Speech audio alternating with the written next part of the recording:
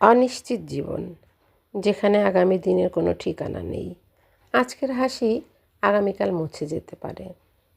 আজকের ভরসা আগামীকাল ভেঙে পড়তে পারে। মানুষ ভাবে পরিকল্পনা করলেই সব কিছুই নিরাপদ, কিন্তু জীবন চলে নিজের নিয়মে। কখনো দেয় অপ্রত্যাশিত আনন্দ, কখনো ফেলে দেয় গভীর অস্থিরতায়। অনিশ্চয়তা ভয় জাগায়, আবার এই ভয়ই মানুষকে সঠিক পথ দেখায়।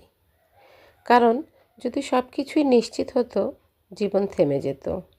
অনিশ্চয়তায় মানুষকে চালায় নতুন পথে।